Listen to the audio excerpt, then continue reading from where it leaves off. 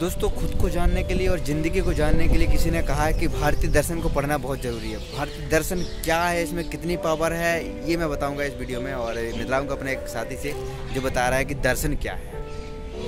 ऋषभ भाई, दर्शन क्या है? दर्शन तो इंग्लिश में उसको फिलॉसफी जैसे बोलते हैं, आपको पता ही होगा। लेकिन जो इंग्लिश की फिलॉसफी है और जो भारतीयता के अनुसार जो दर्शन माना जाता है, तो काफ़ी ज़्यादा डिफरेंस है। जैसे फिलॉसफी, ये एक लैटिन वर्ड है, फिलोसोफिया। इसका मतलब होता है लव फॉर विजडम। आपकी क्यूरियोसिटी है कि आप समझना चाहते हैं, ब्रह्मांड को समझना चाहते हैं, आपके भीतर क्या है आप उससे समझना चाहते हैं, तो इसको फिलॉसफी कहते हैं। मतलब it is an intellectual quest. आप कुछ जानना चाहते हैं, ये आपको क्यूरियोसिटी, इसलिए आप जानना चाहते हैं।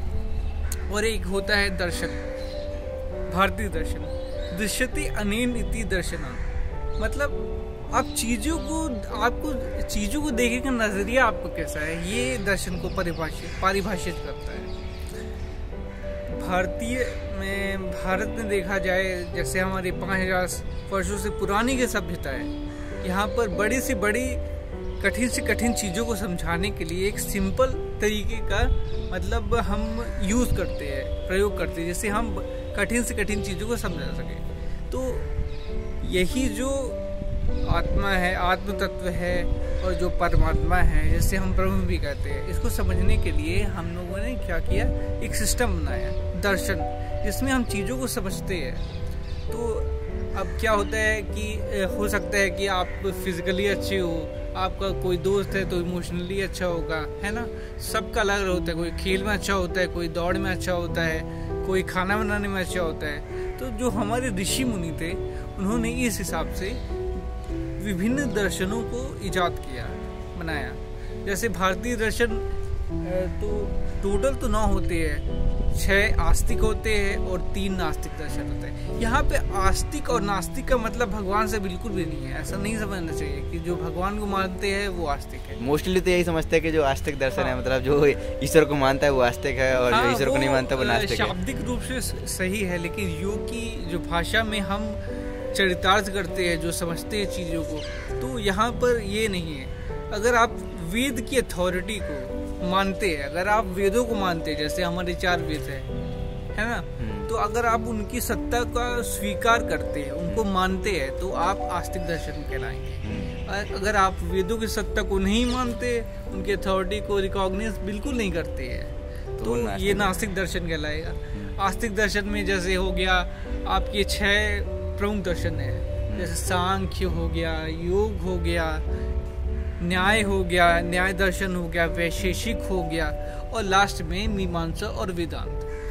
ये जो 2 मैंने आपको बताया शुरू में, उसके बाद 2 बताए, फिर लास्ट में 2 बताए, इन दोनों का संबंध है, मतलब मिलते जुलते। जैसे आप सांख्य और योग को देखेंगे तो जो उनकी तत्व मीमांसा होती है, जिसको मेटाफिजिक्स कहते हैं, तो उनकी काफ़ी ज़्यादा मिलती जुलती है।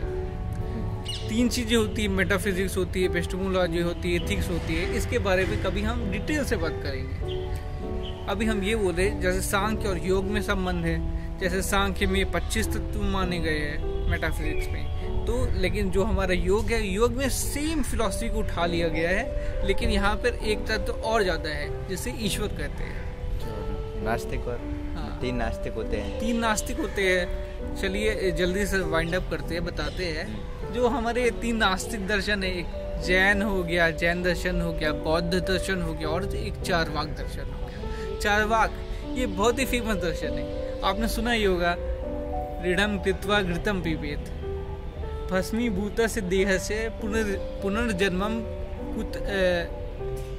पुनर्जन्म कहाँ है। मतलब कहने का तात्पर्य ये है कि वो बोलते हैं कि आपका ये जो जीवन है यही है, इस जीवन के बाद कुछ भी नहीं है, इसलिए आपको चाहिए कि ऋणम कृत्वा घृतम पिबेत, मतलब आपको ऋण भी लेना पड़ रहा है, अगर आपको लोन लेना पड़ा है, लोन लेके आप घी पीजिए। यहाँ घी पीने से नहीं है, मतलब एंजॉय कीजिए, जिंदगी को जीजिए। मतलब चारवाक दर्शन का जो कहने का मतलब है कि आप भौतिक चीजों का इस्तेमाल करें, जिंदगी को जिए, भौतिकवादी बने।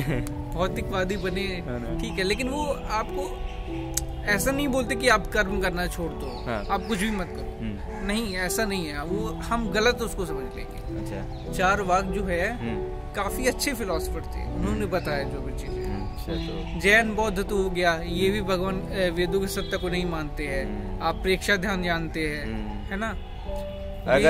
अगर सिंपल वे में समझा जाए तो दर्शन क्या है, सिंपल में अगर बोले, दर्शन यही है कि आप देखिए, आप क्या मानते हैं कि इस यूनिवर्स का निर्माण कैसे हुआ, ब्रह्मांड का निर्माण कैसे हुआ, सिंपल सी बात, मेटाफिजिक्स लेके चले, मेटाफिजिक्स है ना। तो यहाँ पे जितने दर्शन हैं वो लोग उनने अलग अलग बताया है, अलग अलग सिद्धांत दिए हैं। जैसे बोल दिया कि पुरुष और प्रकृति के सृजन से क्या कहते हैं सृष्टि का निर्माण हुआ है, या फिर कोई कह देता है कि ईश्वर नहीं है, कोई कह देता है कि कुछ और है ना। बस यही चीज है, दर्शन यही है कि आपको नजरिया क्या है, देखने का नजरिया, चीजों को देखने का नजरिया क्या है, यही दर्शन बताता है। चलो बहुत बहुत धन्यवाद।